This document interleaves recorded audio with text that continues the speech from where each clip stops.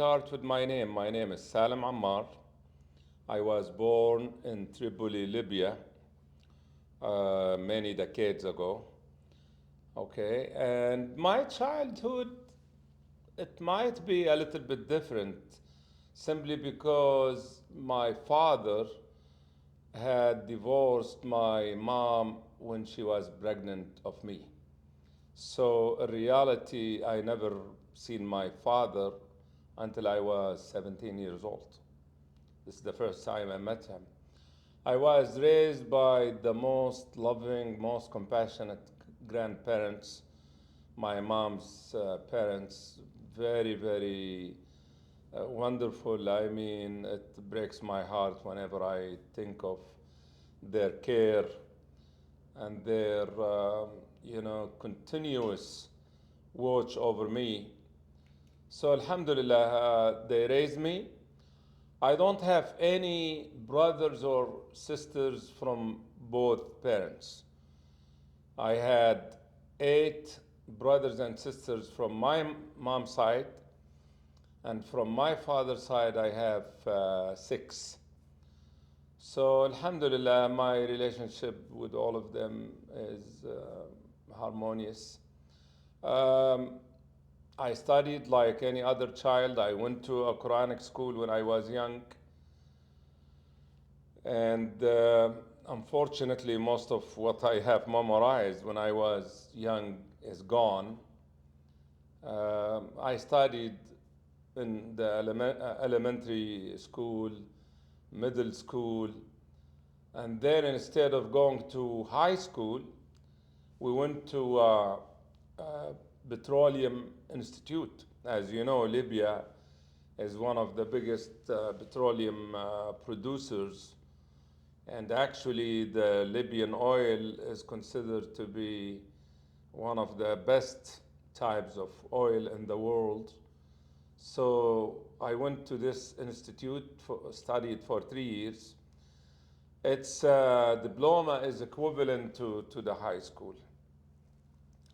And then, Alhamdulillah, after I finished, I went to the Steel and Iron Company. It is a major company that was supposed to build one of the biggest steel factories in Africa, and which they did. So they took me, Alhamdulillah.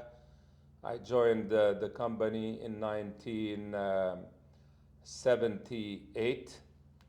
But before I go there, let me tell you my background as an athlete. I started weightlifting when I was 13 years old. And the reason for that actually is a little bit funny. Friend of mine, very close friend of mine by the name of Ayyad al-Burki, appeared on Libyan TV. And we were young and we were, wow, surprised. Oh, Ayyad is on TV? Well, what Ayyad is doing, he was weightlifting. So let's join weightlifting in case that they will show us on TV. This really was my motivation. However, I discovered that I was extremely weak. It took me almost 1 month to lift 30 kilos. Yes, I was young, but 30 kilos. So I decided, I'm gonna stick. I'm gonna stay in this sport. And I did. But something wrong was happening.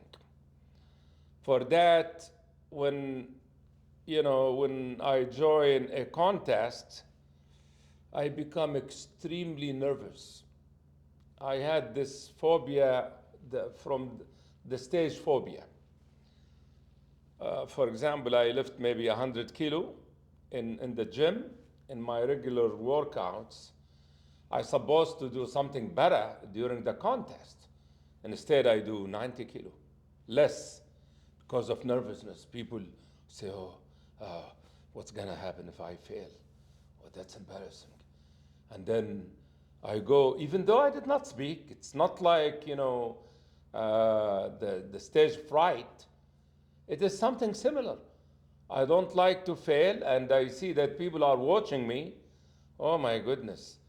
So by the time I start lifting weight, all my power is gone. I tried it a few times, then I said to myself, this is not my sport. Let me find something else. So I went to wrestling. The coach of wrestling knows me, knows that I work out because the wrestling club, uh, this is the wrestling club, then we have the boxing club, then the weightlifting club. So when I go home, I always pass by the wrestling club. Hey, how are you? They know me, I know him. So apparently he wanna teach me a lesson. He wanna show me how powerful wrestlers are. Or maybe he thought I went there to challenge him. It was not in my mind. I felt that I'm not doing good as weightlifter. So, wallahi, brother, he grabbed me from my neck and he wanna throw me behind him, and I made very major mistake. Instead of allowing him to do that, I grabbed him from his waist, and he did it so hard. Luckily, he did not break my neck, really. So I knew, so I allowed him to throw me. And I started turning my whole body for a week, due to the pain. Luckily, alhamdulillah, I'm grateful to Allah that He did not break my neck, because He did it with such force. It was incredibly painful. So then I said, even wrestling is not going to be good for me. I stayed without sport for a year, and I was boiling. Why? I love weightlifting, but because of that stage fright, if you want to call it, because of that nervousness, I stopped.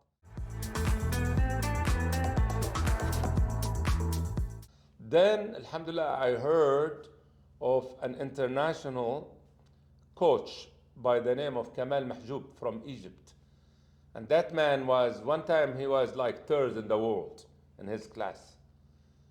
And I heard that he was very nice. He used psychology with the athletes. I said, let me try him. I went back, started lifting, and wallahi, we as they say, headed off. We became so close, me and him.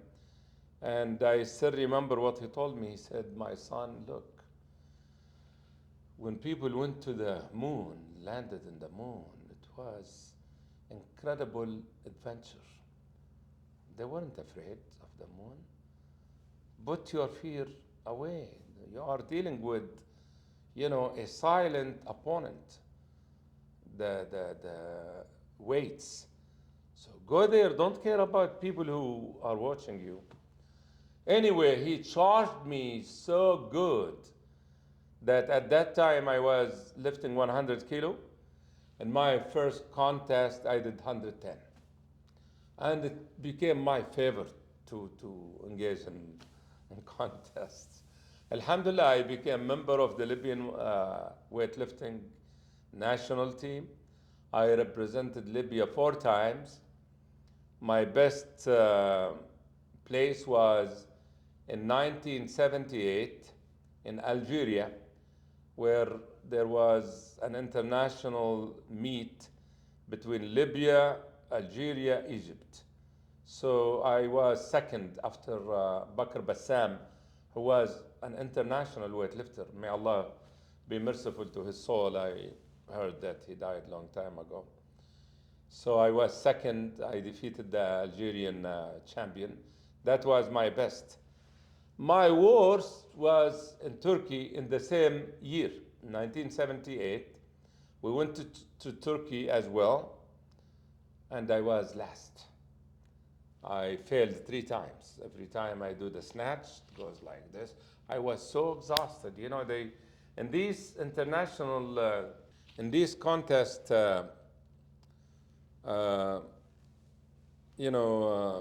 meetings, my brothers, they give us like a week, 2 days before the contest or 3 days after. So you are so exhausted, travel.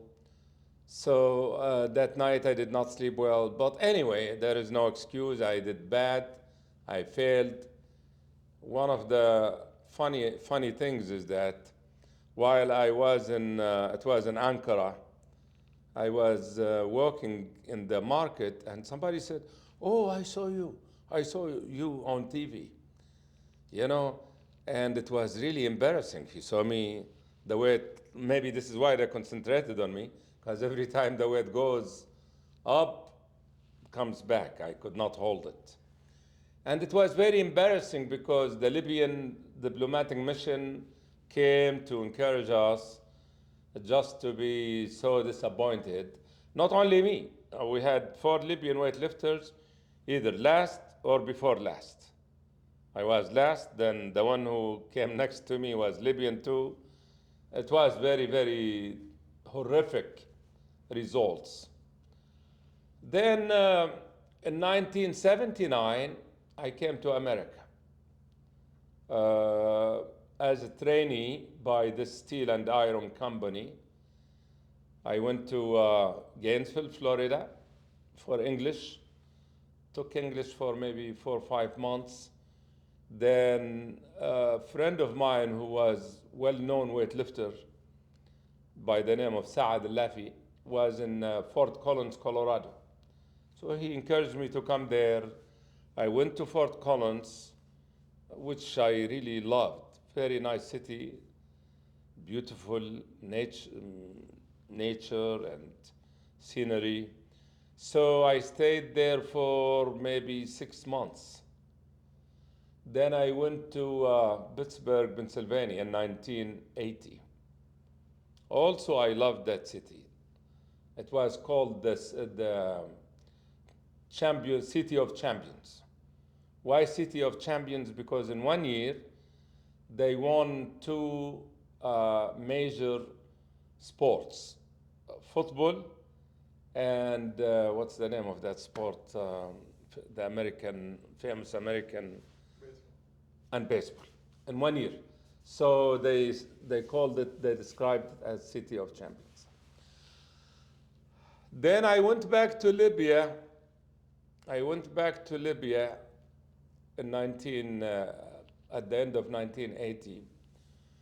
The company decided to send us to Japan.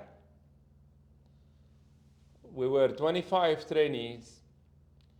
For whatever reason, they chose me as the representative of the team. Like they call it the group leader. This is the title, actually. 25 trainees. I went there. Japan, how can I describe it to you?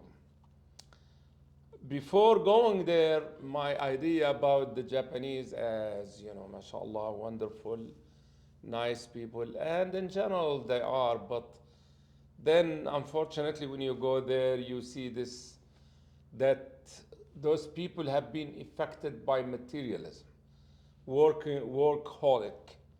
They work 10 hours, 9 hours a day. So you don't feel that interaction, the human interaction that you feel with other people. That does not mean there aren't many good, compassionate Japanese. But anyway, I stayed there for 15 months. Alhamdulillah, I decided to do judo. And alhamdulillah, due to Allah's grace, I was able to attain black belt judo, first dan, which is the lowest. Right now, I believe they have 8 or 7 dan, the highest. So mine was the lowest. And you get this by defeating 3 opponents, one after another. Of course, being a weightlifter helped me enormously. And I'm not gonna shy to tell you that my opponents actually were high school students, most of them, because this is like one of the most famous practiced sports in Japan, judo.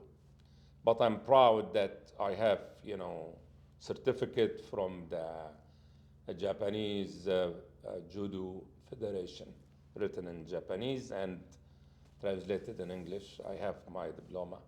So then I went back to Libya in 1984. Some Libyan opponents apparently tried to stage a coup against that dictator by the name of Gaddafi, one of the worst dictators humanity ever known.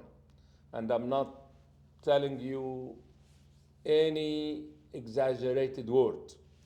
This individual is horrific, is terrible. What did he do? Unfortunately, the attempt failed, so they start rounding up every known vocal opponent against Gaddafi. I was not part of that coup. However, I knew some people who have been rounded up. So I had to go to my grandparents to tell them, hey, to prepare them psychologically that, look, I could be arrested any minute. I'm sorry. What do they do there? They catch somebody and they start torturing them to name, oh, do you know anybody else against the regime? Do you know anybody else against Gaddafi? So, subhanallah, I felt it is only a matter of time. But look, brother, when Allah wants to protect you, He will protect you, no matter what are the odds or the challenges. And let me tell you a few examples.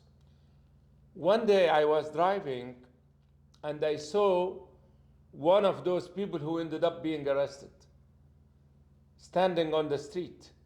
It was very windy, and in Libya, we have that wind with dust. People put their hands on their eyes to protect themselves. That discouraged me from stopping. I was thinking, should I stop? That was the first time I see him since he came back from America, and he was a very close friend of mine. If I stopped and spoke with him, 99% he will name me. But because I did not stop to greet him, I just went. His memory, he forgot about me. It was a few years since I saw him last time. Oh, I mean, it really, when I remember it, I say, wow, subhanallah. Another thing also, one time one brother came and told me, so and so is giving you his greetings. His name is Farhat Halab. I said, oh, wow. He came from America. They said, yeah, he's in the factory in Misrata industry. I said, I'm going to visit him. I kept delaying the visit. He ended up being hanged. They hanged him for doing nothing. He is one of the most polite, kindest human beings I ever know. Truly.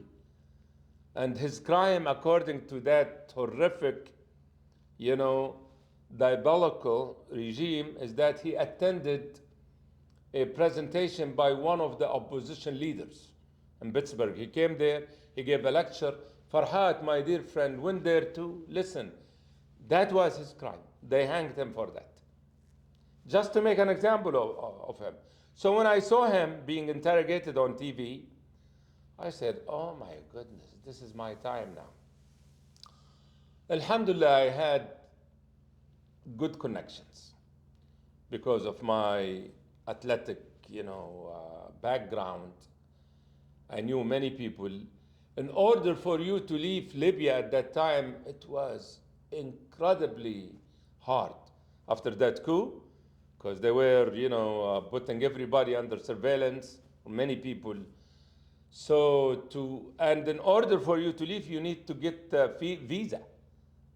Usually visa if you visit another country. But at that time in Libya, for your departure, you need to get a visa from the government. So alhamdulillah, I pretended to be sick.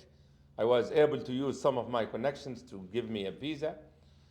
I went to Germany in October, I still remember. I went to Germany, to Frankfurt. I was not sure, brother, I was not sure that I will be able to leave the country safe. But alhamdulillah, the minute the captain said we are landing in Frankfurt, I said alhamdulillah, ya Rabbi, I am safe. So then alhamdulillah, I went to the American embassy, and because I was in America before, I applied for a visa. Alhamdulillah, they gave it to me. I went to Connecticut. I applied for political asylum. I was granted political asylum. I was able to prove that my life is in danger because of this Gaddafi regime.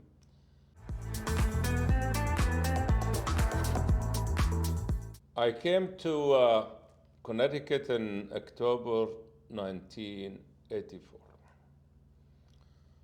All praise is due to Allah. I got very nice lawyer by the name of Chris DeLuca. We became friends actually. We went together. We went one time out for lunch. Me and him, he had Italian background. And I still remember my interview by the judge, immigration judge. I don't know how they do it in other places, but this is how it is done in Connecticut. The judge comes and asks you in room interview. And alhamdulillah, Allah guided me to give the correct answers.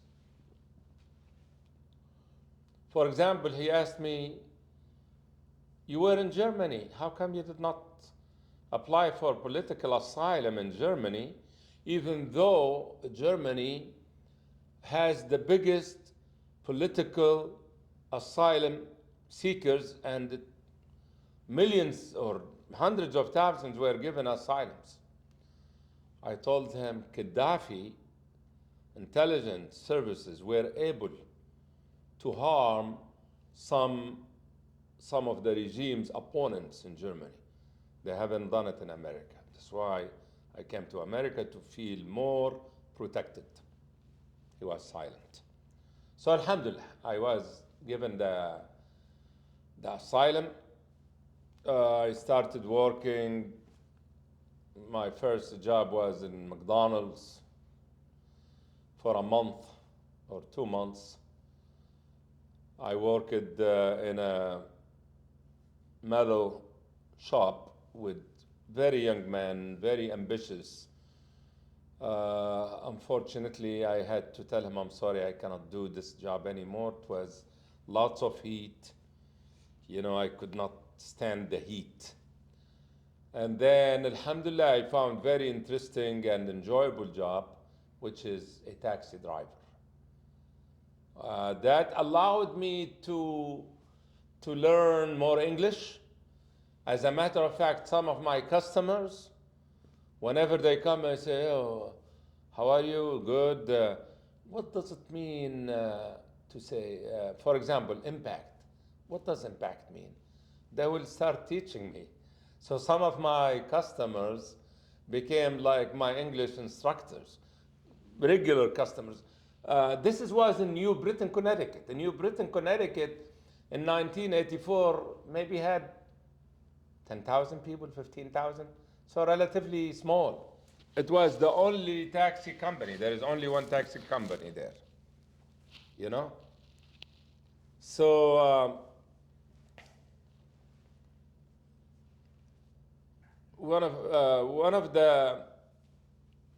the most, or one of the funniest incidents that I believe is worth mentioning here. One time, somebody, I was sent to somebody. And by the way, at that time, we had a dispatcher. And this dispatcher, his name is Oli. Amazing a human being. Truly amazing a human being. I wish if all people like him, truly, in terms of fairness, kindness, very fair. He doesn't care if the job, let's assume, usually the best jobs are, when they send you to the airport. The longer the job is, the better for the driver. He doesn't care. He gives it to the one who's closest to the airport. He does not favor anybody. And amazing a human being. I like it only a lot. So only sent me to this guy to pick him up. And I picked him up actually cross street from the taxi office where we are located, where we were stationed. His appearance like a homeless, you know. He told me I need to go to the Marriott Hotel. He looked at him, may Allah forgive me, like Marriott Hotel is very luxurious hotel. Said, okay. Then an hour way there, he looked at me and he said, what kind of car do you have? Said, medium. It's, in the middle in terms of its condition, not a new, not run down car. He said, what is your name? I gave him my name. Picked up check, started writing. He said, this is $20,000 for you.